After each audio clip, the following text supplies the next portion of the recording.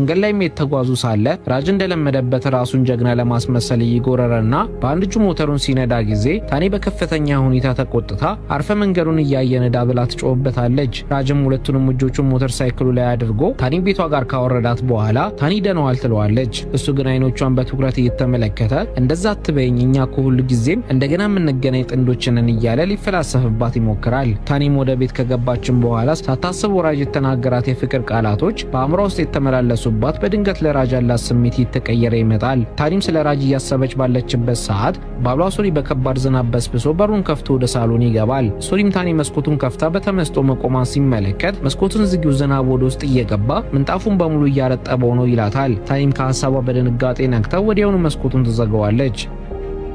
በሚቀጥለውም ቀን የዳንስ አስተማሪዎቹ ሁሉንም ተማሪዎች በመድረኩ መሃል ይሰበስቧቸዋል። በቅርቡ መላ ሀገሪቱን የሚያሳትፍ ታላቅ የዳንስ ውድድር ስለሚኖር እያንዳንዱ ጥንዶች ሌት ተቀን ጠንክረው እንዲዘጋጁ ጥብቅ መመሪያ ይሰጧቸዋል። ራጅም ይህንን ሲሰማ በከፍተኛ ተስፋ ተሞልቶ ወደ ታኒ ይጠጋና እርግጠኛ ነኝ እኛ ጠንክረን ከሰራን ይህን ውድድር በቀላሉ እናሸንፋለን ይላታል። ታኒ ግን በራጅ ዳንስ አለመቻል ተሰላይታ ስለነበረ ራጅን እኔ እንዳንተ አይነት ምንም ዳንስ የማይችል የማይረባ አጋር ጋር እስካለው ድረስ ውድድሩን ማሸነፍ ቀርቶ አንደኛ ዙር እንኳን ማለፍ አንችልም ብላ ክፉኛ ታዋርደዋለች። ራጅም ከታኒ ይህንን ቃል ሲሰማ ልቡ ፍጹም ይሰበራል። አንገቱንም ደፍቶ ካልፈለግሽ ሌላ የተሻለ አገር መምረጥ ትችያለሽ ብሏት በሐዘን ጥሏት ይሄዳል። በዚያኑም ማታም ሱሪ ሙሉ በሙሉ ተስፋ ቆርጦ ወደ ታማኝ ጓደኛው ወደ ቦቢ የውበት ሳሎን ያመራል። ሱሪም ለቦቢ የተፈጠረውን ነገር ካብራራለት በኋላ ከዚህ በኋላ የራጅ ማንነቱን እንደገደለው በመናገር የራጅን ልብስና ጫማ ለቦቢ ሰጥቶት ይሄዳል። በኋላም የራጅ ከታኒ ጋር በመሆን ሲኒማ ቤት ይሄዱና ታኒ በመሰላቸት ፊልሙን እያየች ሳለ በድንገት በሐሳቧ ራጅ ፊልሙ ላይ መጥቶ በዛ ሰዓት የላሰ ምላሱ በማማለልና በዘፈን እየጨፈረ ሊያማለላት ይሞክራል። በማግስቱ ጧትም ታኒ ወደ ዳንስ ክፍሉ ስትሄድ የለመደችውን አጋሯን ራጅን ብትጠብቀው ጨርሶ ሳይመጣ ይቀራል። ታኒም ራጅ በሷ ንግግር ተጎድቶ መቅረቱን ስትረዳ በውስጧ የጥፋተኝነት ስሜት ይሰማትና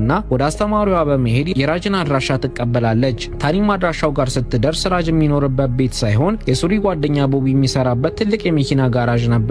ቦቢም በጋራዥ ውስጥ ሳለ ድንገት ታኒ ራጅን ፍለጋ ወደ ግቢው ስትገባ ባይኑ ይመለከታታል። ቦቢም በከፍተኛ ድንጋጤ ውስጥ ሆኖ ወደ ሱሪ በመደወል ሚስት ታኒ ራጅን ፍለጋ ጋራዥ ውስጥ ቆማለች፣ አሁኑን የራጅን ልብስ ለብሰክ በፍጥነት ወደዚህ ና ብሎ ይነግረዋል። ሱሪም በደቂቃዎች ውስጥ የራጅን ልብስ ለብሶና ራሱን አስተካክሎ ወደ ጋራዡ ዘልቆ ይገባል። ታኒም ራጅን ስታገኘው ፊቷ ተፈቶ ለራጅ ባለፈው ቀን ስሜትን የሚጎዳ ከባድ ቃል ስለተናገርኩኝ በጣም ይቅርታ፣ እኔ ውድድሩን ማሸነፍ እፈልጋለሁ፣ ለዛ ደግሞ ከዚህ በኋላ ሁለታችንም ያለምንም መለገም በየቀኑ ጠንክረን ከተለማመድን ውድድሩን እናሸንፋለን ትለዋለች። ራጅን በታኒ ይቅርታ ጠያቂነት በታላቅ ደስታ ተሞልቶ ወዲያውኑ በሐሳቡ በመስማማት ከዚያ ቀን ጀምሮ ሁለቱም ሌት ተቀን በከፍተኛ ስሜት መለማመዳቸውን ይቀጥላሉ።